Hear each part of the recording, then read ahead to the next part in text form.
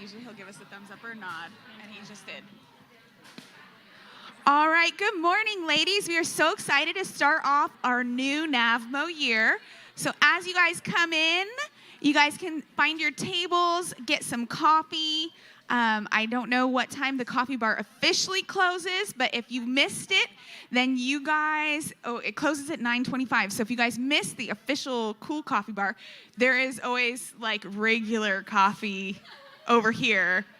Not to knock the regular coffee. It's just as good. It's just you can't get like all the fancy things. The coffee bar is cool. It's worth coming early for. So yeah, so set your alarms a little bit early to get your fancy coffee. And they start serving, I think, at 9:10?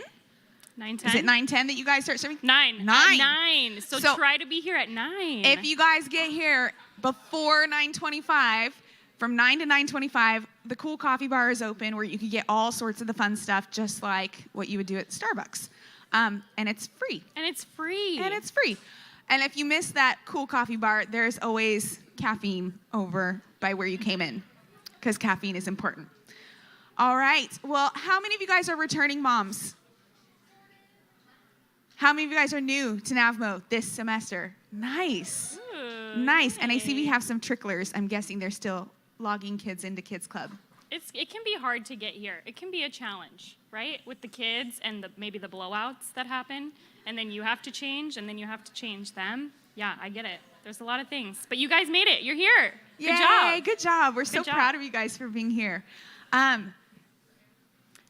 Just so you guys know who we are, I'm Lindsay. I'm a mentor mom. I've been serving at NAVMO for, I think this is my 9th year, maybe my 10th. I'm not sure. I feel like my brain has become an Etch-a-Sketch. Like when I walk away, it just kind of erases. So I'm not really sure how many years exactly I've been serving. So that's okay, 9 or 10-ish. I have 3 kiddos, and they're all a little bit older than you guys. As my littlest is 8, and then I have a 12 and a 14, and they're serving in Kids Club. Not the 8-year-old, but the 12 and the 14. They're so sweet. And her daughter is serving in my son's Awana class. And so she's amazing. I'm like, it's so fun. So my name's Taryn. I have 2 boys. Ethan is 4 and Logan is 3. And I've been in NAVMO for 3 years. So are you out of the blowout phase? Yes. I had to think. Isn't that I was good? like, yeah. I mean, if you have blowout now, then it's a big deal. Yeah, it's not just like a quick change into the changing table. It's a big deal. Mm-hmm. All right, well, we have some announcements for you guys. We'll have announcements for you guys almost every week. The first one is a really cool event that we do, and it's going to be on October 14th, and that's a Saturday, and that's PM for the CW. And at Compass, I feel like we have a lot of acronyms. Yeah. So PM stands for Pastor Mike, and this is Pastor Mike for Compass Women is what it stands for. So that's October 14th, and basically you'll go and you'll get to have a breakfast. It starts at 7:15 in the morning. So you'll have breakfast, then there'll be some discussion, and then there will be time for Q&A. So you get to actually ask our head pastor any questions that you guys have about the Bible, about Christianity, about Christian living, anything really. And he's super wise to be able to give biblical wisdom. And so that's great to have that at our fingertips. If you guys are interested in this, it's a free event. But if you guys can register at compasswomen.org, that will get you signed up. Yeah, that's a great event. And then we also have Women's Bible Study. It has started, but you can still sign up. It's not too late to sign up. We are going through the book of James this year. And if you've ever not really known where to start in the Bible, or maybe you read the Bible and you're a little bit confused, this is the perfect place for you to come because it is broken down verse by verse. It's going to be applicable to your life, and it is very, whoa. Someone have a motorcycle here? No? Anyone? What's happening? And I'm waiting for one of our NAVMO moms to walk in all cool with a helmet, leather jacket. That would be awesome. But okay, we're going through the book of James. It's so good. You guys, if you're just thinking about it, just sign up today and try it out. It's going to be really awesome. How would you even do a car seat with a motorcycle? Oh, yeah. Maybe they're kids in preschool. Maybe they on the motorcycle track. I don't know. Let me get my Etch-a-Sketch brain to erase that and move on to our next step. All right.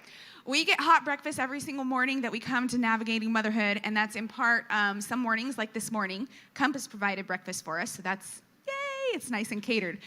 Otherwise, we have a rotation. You guys have a calendar on your table, and on there, there's going to be a rotation. So every week, there will be a different table or two tables signed up to bring breakfast. So when it's your turn, so tables 1 and 2, next week it's your turn, you'll have a sign up go around the previous week. You'll have a sign up go around, and you could sign up for what you want to bring.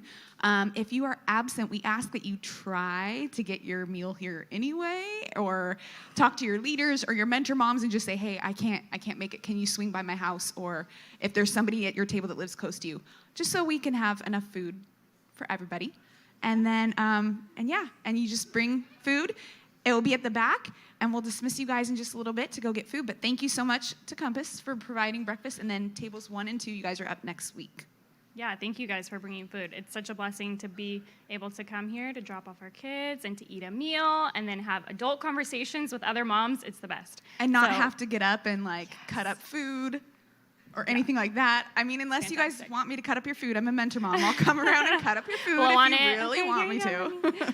Yeah, it's so good. All right, so each table has a mentor mom, and we ask that a mentor mom comes up to pray for our meal and just to pray for our morning. So this morning we have our lovely Holly Sherman. She's going to come up, and if you know Holly, you love her. She's incredible. Holly has been married for 31 years to her husband, David. She has 2 kids who are married and 5 grandbabies. Yes, I do. Yeah, they are so lovely. So, Holly, what advice do you have for young moms?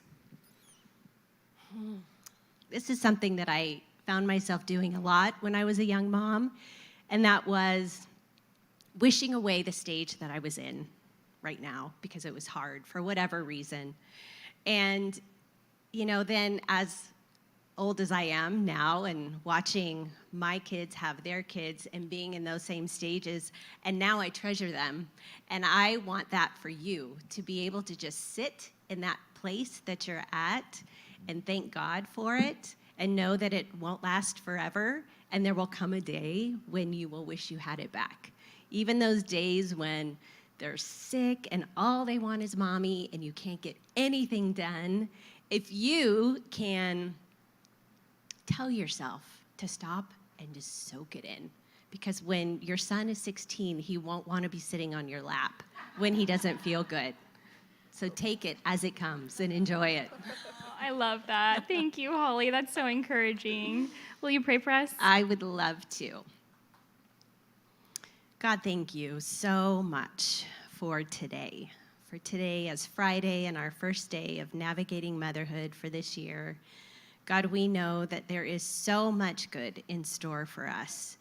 The teaching, the yummy food, the friendships that are going to start even today, the encouragement from other moms, our kids being so well cared for. Every detail, God, everything that is good is a gift from you, and we thank you for that. Even for crying babies and hard seasons of life, God, they are gifts.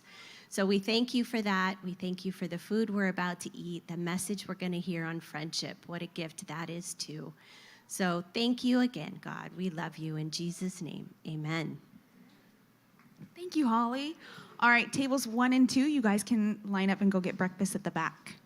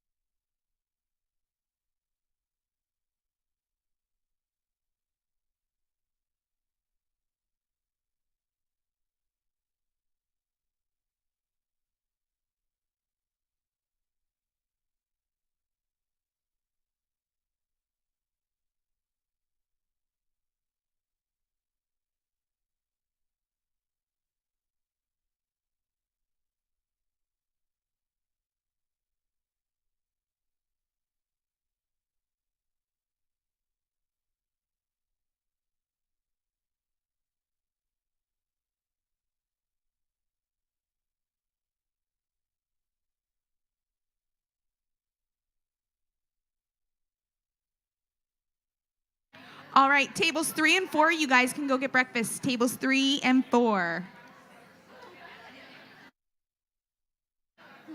They're just. There we go. Scrambled eggs, bacon, fruit.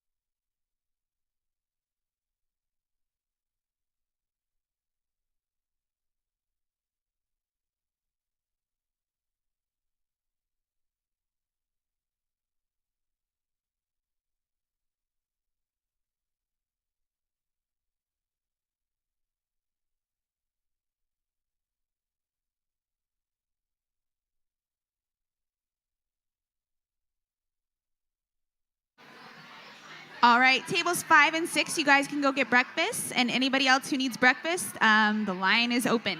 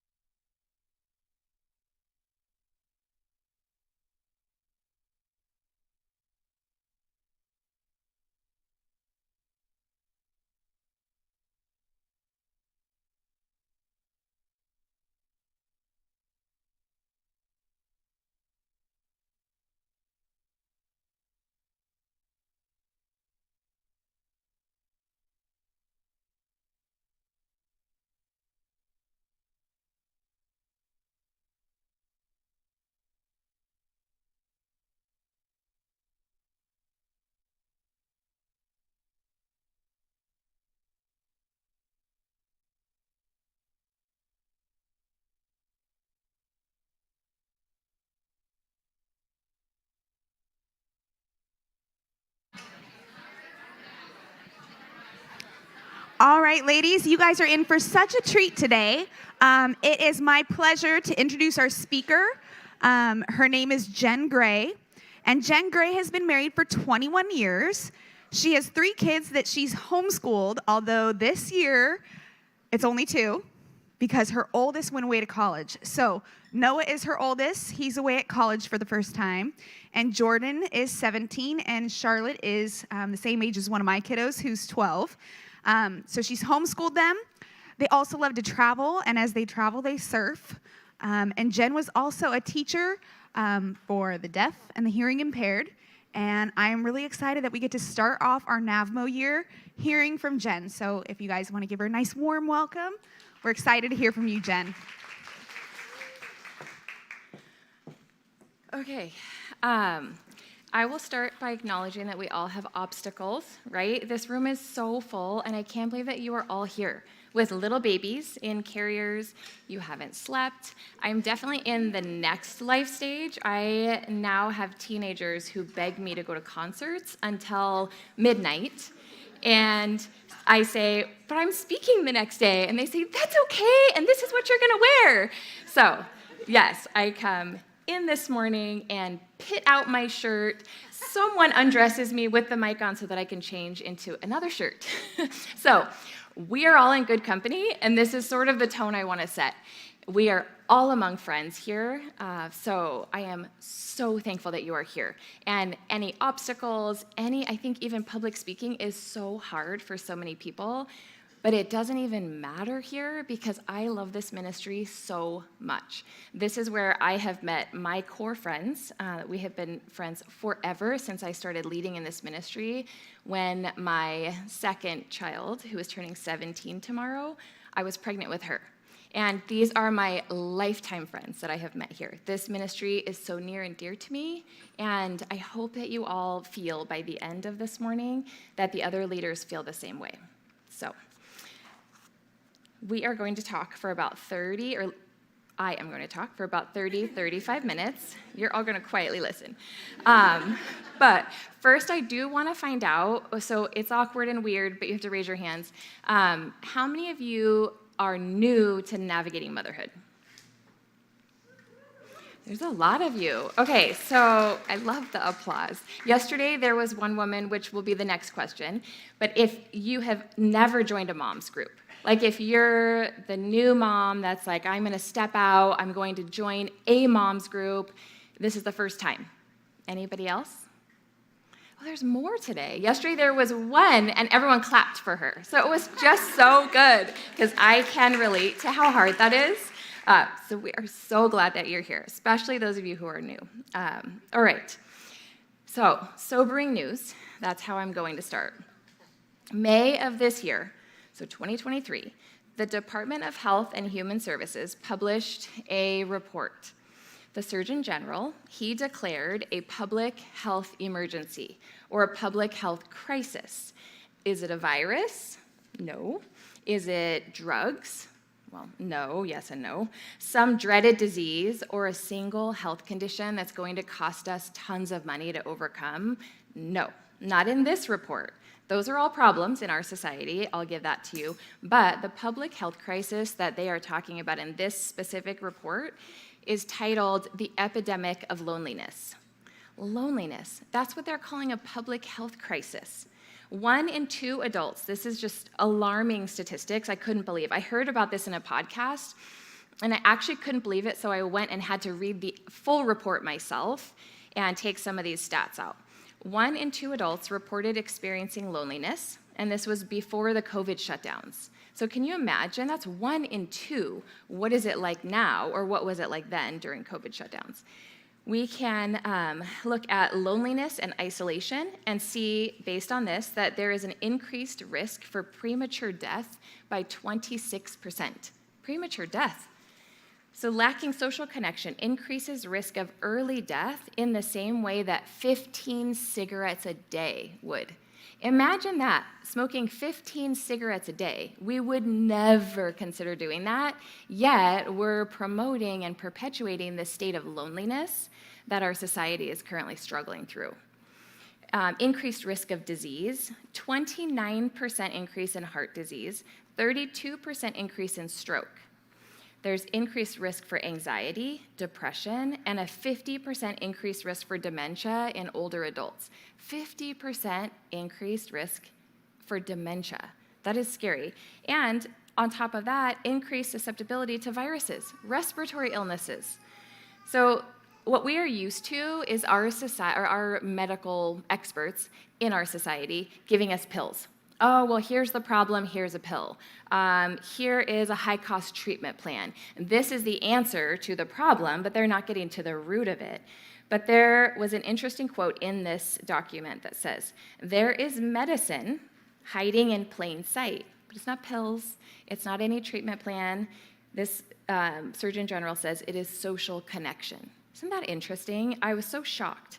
So experts all agree that friendship is important. We have a fundamental, innate need to belong. We aren't supposed to be alone. And experts agree that especially during difficult times, which I would argue we're in the middle of, some mildly difficult times, depending on what your job is or where you live or what you do. So do we want to be lonely, or do we want to do that with friends who can come around and support us and who we can support? And I'm sure that you have heard this statement. We are the most digitally connected generation, but the loneliest and most depressed. It's ironic, isn't it? I think it's something that for sure we need to examine and look at.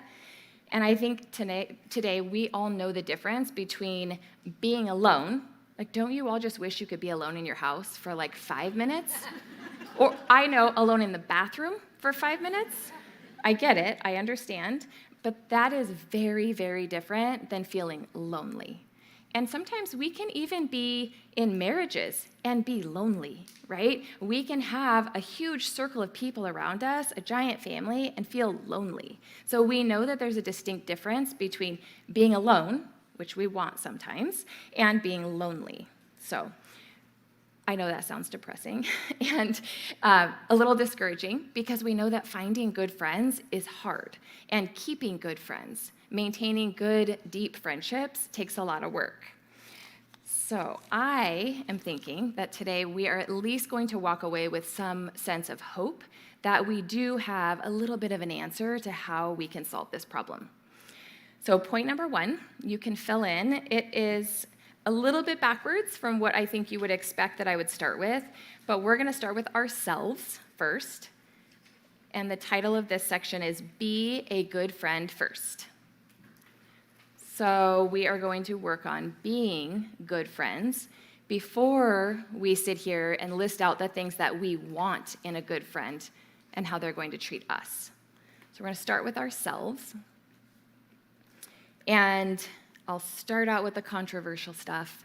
Everything that I listened to online, that I, podcasts, blogs that I read, articles that I read, hands down, these influencers and experts all claim that before we can have good friends, we need to focus on ourselves. We need better self-care. We need to see ourselves as priority. We need to be authentic, and we need to be true to ourselves. I mean, these are all terms that I think that you have heard, and I get it. There is a sense where this is important, and there's a time and place for that. But in order to be a good friend, they're claiming that we must love ourselves, accept ourselves, and empathize with ourselves. I don't know about you, but I'm really good at empathizing with myself. I'm really good at excusing the things I do and showing a lot of mercy and a lot of compassion. And sometimes I blame people around me even for my responses, right? Like my fighting children or whatever it is, or whatever, lack of sleep, people. I am claiming that we need to do the opposite. We need to probably die to self, right? We need to die to self, and I don't mean that in like a literal, very dramatic way, but you guys all know what I'm talking about. You die 1,000 deaths every day for your children, right? How many of you were up last night, and you can raise hands, how many of you were up feeding a baby or not sleeping well last night? I feel like it's like resounding hands up. Or this morning, you are putting off something that you would like to do, cleaning up the house, making the beds before you leave, for the sake of being here on time and getting your kids here. So we know how to do this. We do it for our husbands. We do it for our children.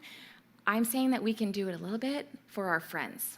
So in order to do that, the first section, kind of like subsection, is humility. So this is going to require humility.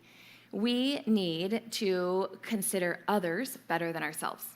And the first tip that's somewhat practical is, we all feel loved in different ways. So mine, personally, is acts of service. In your life stage, even if it's not acts of service, it might feel like acts of service. But that might not be someone else's. So maybe theirs is words of affirmation. So let's know that about them, study them, and say, hey, I probably should think about saying, wow, I loved that you did that, or you did such a great job at that, and encourage them. It might be cards of encouragement, notes. It could be quality time spent face-to-face. If that's the case, get together with that friend and put the phone down and be face-to-face. It could be gifts. It doesn't have to be expensive, but if that's their love language or how they feel loved, buy them, a cute pen that has something written on it. I don't know. So just considering others and loving them the way that they feel loved instead of the way that we feel loved. That's a first easy step. The next one's not as easy, but it's working on our own shortcomings and faults. We all have them, right? And just our tendencies. Some of you, not me, are introverts. And so, like my husband, it is so hard to get out. It is so hard to come in a group of women a morning like this. It feels overwhelming. You go home and you feel drained. You have to work all day, and then you don't want to go out at night and meet with someone because you've been with people all day. So you have to work to put yourself out there. And those who are extroverted probably need to talk less, right? Listen more. I know that's me. Like if I could talk less, I would be a little bit better of a friend. So figuring out what our weaknesses are and then improving on that. What about the yes friend? That is the fun friend. That's the fun friend I used to be. That's like, yes, I will go to the water park with your kids and all the kids, and yes, we'll go to Disneyland, and yes, we're gonna go do this and a play date. Sure. Those friends may have trouble budgeting their time. They may always run late. Right? So they need to work on honoring others by being on time and managing their calendar. That was something that a close friend told me years ago, and it was really hard to hear, but it was true.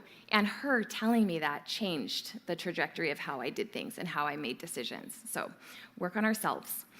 And the next one is preferring others. That actually falls under that. Preferring others as far as their tendencies, but also, when we are looking for friends, choose friends that we can benefit, not friends that can benefit us.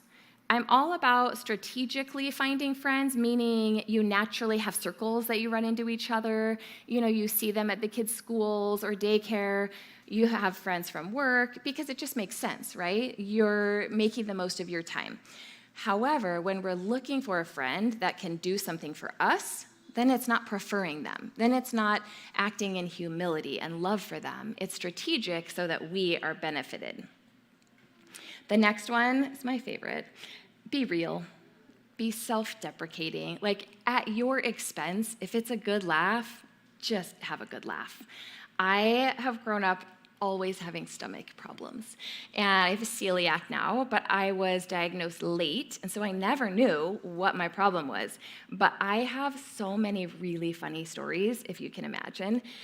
Any GI person understands, and my friends, we laugh so hard. They will ask their husbands to all come around so that I can tell them a couple of my really good ones, and we have amazing laughs. In fact, just this last week, we had family in town, and my sister-in-law said, "Oh, I don't think my kids have heard your story." And her daughters are grown, they're moms. They're like, "God, girls, you gotta hear. Jen, tell the story." And so I tell them all, and they are like wheezing laughing. Like the coughing afterwards, like we are 85. It was so funny and so worth it, but it's self-deprecating. So even in your small groups, be real. And what is the worst thing? If people laugh at you, they laughed, whatever. It doesn't matter. Let that part go and just be real with each other. The next one kind of falls into that and is related, but get deep quickly. to have shallow friendships is such a waste of time. It really is. That's fine if you see someone in passing here and there, but to actually consider them a friend and to use your very limited, very valuable time on shallow friendships is such a waste. So this one is really big for me too. And this same friend who called me out about my scheduling problems, when we had what we call our first date, we had met at Women's Bible Study when Compass was brand new, and I was really nervous to go. I didn't know anyone. I made myself go, and she said, "Hey, would you want to go to lunch?"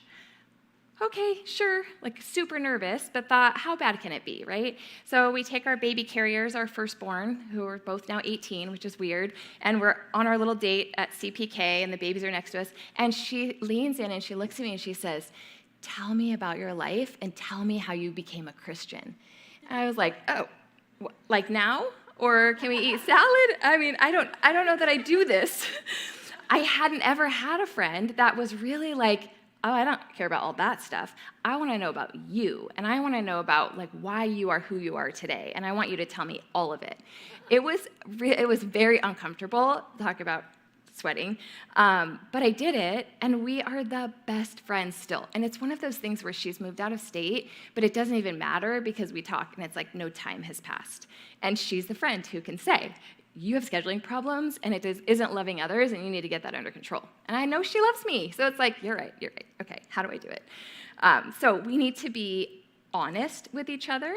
We need to get deep quickly, right? Speak truth with kindness and compassion. And that is what that friend does for me. That's what all of my close friends do for me, and I do for them. They have to know that we love them, and then we speak the hard truth, right? You can't have one without the other. Okay, be there. We have to be available and be there. And this is so hard. I know that some of you are like, yeah, she doesn't understand. I work full time. I come home. I have to make dinner. I have to do dishes. I have to get the kids to bed. How do I have time to be there for my friends? This is where, depending on your life stage, you just get creative. You FaceTime. I left a 15-minute Marco Polo while I was driving here for a friend who lives in LA because we never get to see each other, but we Marco Polo all the time. She will Marco Polo while she's tweezing her chin hairs and like putting a face mask on with her under eye stickers, and it is so fun. To me, that is my favorite thing, is seeing her like a wreck in the morning talking to me about whatever with the kids. It feels like we get to see each other regularly, but we don't.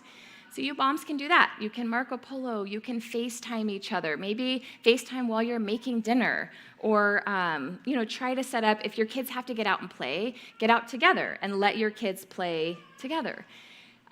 Many of you need help, so we need to model accepting help as well. So you might have sick kids. You might have a husband who's sick or travels a lot or not have a husband. You're a single mom and you have kids now who are sick and you have to get to work. Let them bring meals. We need to let people help us, and let's not be women that are like, no, I'm good, I got it, and then you're collapsing 5 minutes later under the weight of everything.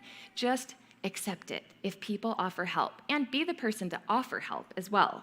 And if people decline, which I have a couple friends like that, then I will push in to a certain extent, and then if it's like, okay, they're pretty private as well, I know her well enough, I'm not gonna barge in, I'll drop something at her door. Or I'll just keep texting her and saying, praying for you, thinking about you, how are you, checking in. So just be there for them, whatever that looks like, however you can do it creatively. But know that I am not saying that you have loads of time, all of you. I know that you're in a tough life stage. So once we work on ourselves, then we get to point number 2, where we are now going to find good friends, which can also be hard. It can be really hard. I know for me, I was a working mom. I was a teacher. I loved my job. I loved my students. And I didn't picture that I was going to be a stay-at-home mom. And then realized, okay, we can afford it, and I can go and teach other kids, or I can stay home and teach my own kids and be with them. So it was a process getting there, but I ended up staying home. And I have worked off and on, but in the beginning, at least, I was home full time. And it was hard. I remember being lonely. I looked at this infant and thought, what am I supposed to do now? sit here all day. I can only do so much laundry. I found it really hard and really lonely. And I, even with a speech and language background, all of the hearing training that I've had, I know I'm supposed to talk to my baby, but I was like, he doesn't talk back. Why am I going to talk to him all day? I feel like a crazy person.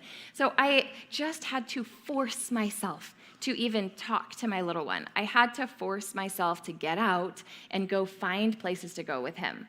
And I remember even thinking, I have to find friends that are mom friends, not work friends, because they're all still working.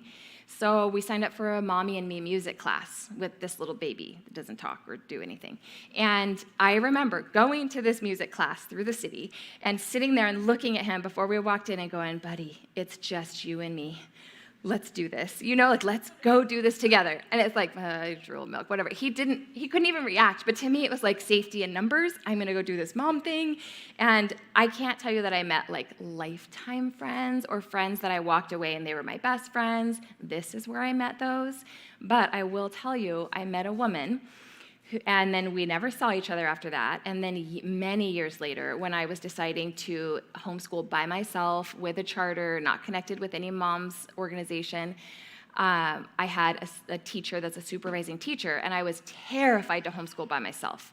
Scheduling issues, yes person, terrified that I would ruin my children. And I walk up to meet this supervising teacher, and it was a mom from that Mommy and Me group, from the music class. And we both looked and went, oh, it's Amy, oh my gosh, I can't believe that you're here. And it was like a gift to me that here, because I had stepped out years before as a new mom, now she was helping walk me through another new time that I was uncertain about or not confident. So you never know. You never know. All right, getting out of our comfort zone. You guys all did this today. I don't have to spend a ton of time on this section because really it's about joining a quality mom program. That's where you are. This is a place where your kids are safe, they are taken care of, they are taught. The volunteers here are amazing. You are with leaders who genuinely care. Trust them. Trust me that you can trust them. None of them are being paid. They have canvassed parks to invite you. They have prayed for you. A lot of them have young children just like you. So they're also doing the scrambling and the wrestling of the kids and the pulling of the car seats and strollers and diapers. Their kids also cry sometimes in kids ministry, but they keep showing up. And so you have to trust them and keep showing up yourselves. And I say this in a way that I totally understand. I know that it can be hard. I know Friday mornings are really hard sometimes. So please come to this group and take advantage of it and see the benefits, the potential benefits that will come. Okay, at home, I hope that you guys don't pull into your garage, hit the button, and shut the garage and go inside. Or pull into your driveway and hurry into the house and stay in the house until you have to drive away somewhere. I hope that you learn like I did to play outside, go for walks, garden in the front yard, hang out front instead of out back. Create a network in your neighborhood. We have a cul-de-sac neighborhood with a park in the middle, which I know not all of you do, but I would spend hours outside with the neighborhood moms. We have a text thread. We will go to the store for each other. Hey, I'm going to Costco. Who needs Costco? You can Venmo me. Have a network of friends that are in your community so that they're right there. That's easy. Go for a walk with a mom in the neighborhood and let the kids, pick flowers or whatever while you're walking and talking and getting to know each other. In your community even, daycare, school drop-offs, find those moms and talk to them. Don't just chat. Don't just wave. Stop and actually talk to them. This is like women at my gym class that I go to. One of them, even when I had to have a surgery, said, I am coming to bring you food. This is a woman that I only talk to after class for 5 or 10 minutes every week. But we get deep quickly because I don't have time for the small talk. And it's just such a gift to me. It changes the way that we look at things and the way that we look at people and our schedules. We have circles that we're in every day where we can get to know people and we can make them feel welcome. We can create lifetime friends from circles that you wouldn't even know. Okay, last part here is cliques. So we all know what a clique is. We don't want to be that. We want to find our good friends, pull them in, but we don't want to only be facing each other. We want an empty seat. right? Always look for somebody on the outside. Look for somebody that needs a friend, that maybe nobody else is going to want to befriend. I know my daughter, the one who's turning 17 tomorrow in junior high, she said, okay, tonight I'm going to find a girl who is by herself. And I'm going to pull her into our friend group because I've grown up here and I have all these friends here at church, and I'm sure there's somebody who doesn't have that. Well, afterwards, I said, well, you have to realize your friend group may not like that, but you're setting an example, so you have to understand you're pulling somebody in that it may make it a little tricky, but you can walk through that. Don't worry about it. Go for it. She comes home, and she is so excited. She met a friend who they had all the same interests, all the same preferences. They hit it off like insanely, and they are still such good friends. And this friend is such a gift to her, to our family, that friend's family. So it's like all because she decided she was going to reach out and pull somebody in. You never know. It may not end that way, but you're giving that person a gift and pulling them in. So consider others. Don't have cliques. Pull them in. We can do that. All right, point number 3. Now that we have worked on ourselves, we have looked around, we have found good friends, we need to know how to keep good friends, because that's hard sometimes. So keeping good friends. First, very obvious thing is that we're going to have conflict, right? You have children, you all have friends, we have family. Anytime 2 people are in a room together for any amount of time, there's going to be conflict. So we need to not be surprised by it. We need to understand that this is guaranteed. We are going to have conflict. We can't end things just because there's conflict. There is a time and place for ending it. We'll get there. But I think we need to always assume the best motives. That is so critical. Assume the best. Don't assume the worst. Don't assume that they did that certain thing or said that certain thing to hurt you or because they think something about you. Assume the best, that maybe they talk too much, and sometimes they say really stupid things. Some of us do that. So just assume the best. And communicate clearly and with kindness. We kind of covered that earlier. And let's be the ones, and I say let's, it's for all of us, myself included, let's be the ones to step in and initiate resolving conflict, even if we are the one that's offended. That is so upside down to what we want to do, because we want to sit there and go, well, they did it. Why am I going to, try to initiate? They hurt me. We all feel that way at some point, but we need to be the ones to step in. And I don't know about you, but when we do that, at least I have seen this, many times I find that I have offended them in some way.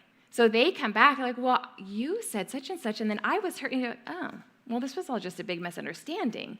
But you would never have gotten to that place if you hadn't stepped in and if you had thought, oh, it's, they offended me. And again, I say us, me, I do the same thing. So with that as well, we need to practice forgiveness. We're going to get better at forgiving people, but we need to practice it and practice it and practice it. And I don't mean conditional forgiveness where we sit there, and we've all been guilty of this. It's like, well, I don't think she seems sorry. I'm just going to wait and see if she really is sorry because I'm so hurt, right? And we can be so hurt in friendships, deeply hurt in friendships. And we cannot sit in judgment of their apology. We can see over time, right? Because behavior will show, and then again, we'll get to that when we need to let that friendship go. But for the most part, let's assume that when we're working things out with somebody, that they have habits of being defensive, right? Don't we all kind of get like that? Like someone comes and tells us, oh, you did this or that. You kind of initially are like bristling. They have habits of being defensive. Let's say they need time to process. Sometimes we need just a minute. And then the next day you're like, okay, I think she was probably right. So don't be rash. Give it time. Give it time for them to process when you've gone to them. And some people don't know how to handle conflict. I didn't. I have worked really hard at this because it's so worth it. But a lot of people don't know how to handle conflict properly. And they might just disagree with you. Maybe they think you're being overly sensitive. So also take this into consideration when we're working this out. Okay, this next little section I'll go through, I think this one is so important because we can teach our kids this. So there is a difference of, oops, oh, I stepped on your toe, I'm sorry, right? And then there's, oh, I said that thing to her about you that I shouldn't have said. I think that probably really hurt your feelings, and it was gossip, and I should never have said it. I am so sorry. Will you please forgive me? Doesn't that hit differently? It's like, let's say we step on someone's toe on accident, we throw out sorry. That's fine. You did it by mistake. It's not a big deal, but when someone is hurt or offended, what we can do is acknowledge what we have done, our part in it, acknowledge their feelings. Isn't that huge if someone comes to you and says, that must have really hurt your feelings? I want someone to acknowledge that with me, and then past that say, I shouldn't have done that. Will you forgive me? I mean, who can resist that? And if it's heartfelt, which it should be for us, then they're going to say, okay, I forgive you. And then it's all fine. It's like our kids, right? But when you just drop a sorry at their lap when we've hurt their feelings, it doesn't go as well, and it doesn't feel as good. So that is something we can practice with our kids. If they say, oh, sorry, I hit you, it's like, no, we say sorry when we step on each other's toes. Hitting somebody is different. So we walk through it with them. Acknowledge you hit them. Say, that must have hurt. I'm really sorry. Will you forgive me? I forgive you. And they're so cute, and they're so quick to forgive, which we can follow. Okay, suffering. We can't not talk about suffering because suffering affects every aspect of our lives. Some people have suffered in the past, family dynamics, abuse. We don't know what people have been through. And, maybe they lacked love in their home. They didn't have connection. Maybe they were neglected. Maybe they weren't modeled good family conflict resolution, and they just don't know how to do it. So let's work through that in a way that is understanding where they're coming from. And what about current suffering? Some people are sick. We've got people with disabilities. Maybe their spouse has a disability and they're taking care of him, all while taking care of their children. Are they going to have a hard time showing up? Yes. So we have to be friends with them in an understanding way that suffering affects that. And we can't expect the same of our friends who are in, a season of trial or suffering to be the same friend as when life's a little more carefree. So that's something to make sure that we remember. And then the last big one, before I give you a little challenge, is social media and phones. I cannot not talk about this one because this one is so big. And I know there is good about social media. I love social media, but there's also bad about it. And like anything else, we have to understand that boundary. And like I said, I know I'm dating myself when I tell you this, but when I first was staying home with my son, Facebook was new. Yes, I'm a little older than you. And what do you think? For this extrovert that was used to being out and that felt lonely at home with this baby that didn't do anything, Facebook? Like, I could just log into this computer that doesn't make like a beeping sound, as it's like we actually had like Wi-Fi or something, I don't know, all these new things. I could see what people were doing. Facebook didn't even have photos. I didn't care. It was like, oh, so-and-so is cleaning up baby spit up. It's like, me too. I look back at some of these old original Facebook things, and they're kind of cringy and funny, but nobody cared because we were like, we can actually connect socially. Well, like anything else, it takes on a life of its own, hasn't it? It is a little bit out of control. And I am the first one to admit it is hard to set boundaries. So the person in charge of NAVMO many years ago, when Facebook was new, she had us all do a time log. And so I legitimately worked through this, and I saw that I was spending way too much time on Facebook. My house was not clean like it should be. My kids weren't being as well taken care of. It was a little out of control. Even for Facebook, no photos, no videos, no reels. It was too much, and so I started to set boundaries, and I thought I'm going to do it 30 minutes at the end of the day while I sit in bed. When my kids are in bed, everything's done, and I'm going to do it for 30 minutes. And I would set a timer. I needed boundaries, and I still need boundaries. So we probably need that as well. We can't just be social media friends. We need to see people face to face. But if we spend all our free time scrolling, then how are we ever going to be friends with people in person? Another new challenge with social media is that we have this like spyglass where we can see what everybody else is doing with everybody else, and then we can rate how valuable we are to them based on what they're doing. Well, they're with her more than me. Well, I thought that she was my best friend. Or why did she invite her to go to that? She didn't invite me. She knows I like that. There is a breeding ground for this kind of hurt that doesn't have to take place. So if this is something that is hard for you, which I would say it isn't an area that I find as difficult, because I'm kind of like, go have fun. I'm going to go have fun here. Oh, that sort of personality. But if it's something that trips you up, don't look at it. Don't look at it. Put parameters in place, and protect yourself before you look at it, and tell yourself it's okay that they have other friends and they do other things. So just being careful with that. Also, phone is a distraction, right? When we're with our friends, put our phones down. Even with our kids, put our phones down. And then again, I said already before, being practical. Instead of just interacting through social media, let's do face-to-face time on our phones.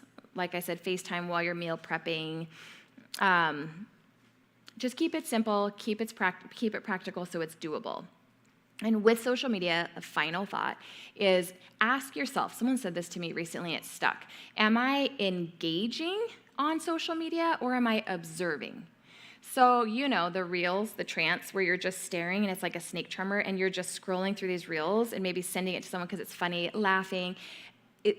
That is not engaging, that's observing.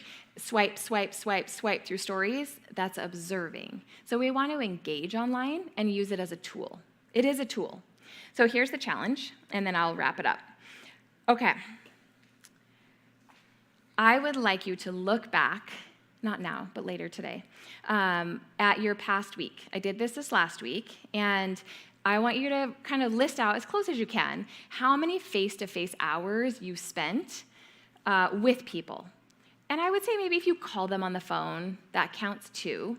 But face-to-face time with people versus like screen time, like time that you spent like on reels, not being face-to-face with somebody, just distracting yourself, kind of wasting time. Like, are we way heavy in the social media observing, or are we doing okay with being face-to-face? And thankfully this week, I credit my schedule and the fact that I am plugged in at church because I automatically had hours at women's Bible study. So that was kind of to my credit of like, well, I was at women's Bible studies. That counts. It's like 2.5 hours. Plus I talked to my husband drive time. I wasn't on the phone. So that adds another 40 minutes. So go through and see like what areas can I change in my life that can bring more face-to-face time. It worked for me this week. Other weeks, the scale might be tipped more in a direction that I wouldn't like and that is not good and healthy. But this week, since I'm asking you to do it, I was like, oof, because I didn't think about it until after.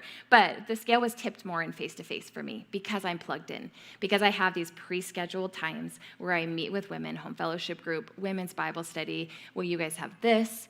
So try to consider that when you're looking at your schedule and you're planning to schedule in time face-to-face. And as I said, this is a fundamental human need. All of us are human. All of us need this. Think of it like healthy food and water. This is so, so important. We need to stretch ourselves. We need to be real. We need to be vulnerable. And I came up with 6 discussion questions. Every week after the speaker, you will have discussion questions. I'm not sure if they explain that to you. But that is a chance that's teed up. There's usually some really light questions. You'll see. I think I did number 1, 2, like real easy, light ones. And then it gets a little bit heavier. You start to feel a little more comfortable. And that is when you need to push yourself to open up. Trust these women. Trust your leaders. And I promise you, you will not regret it. And you will benefit from showing up here, showing up to the park days that these leaders have set up for you. Time spent with these women is not wasted time. It isn't. So I hope that your discussion time is real and deep and good, and that you guys have a great week and that you make it back next Friday too. See you.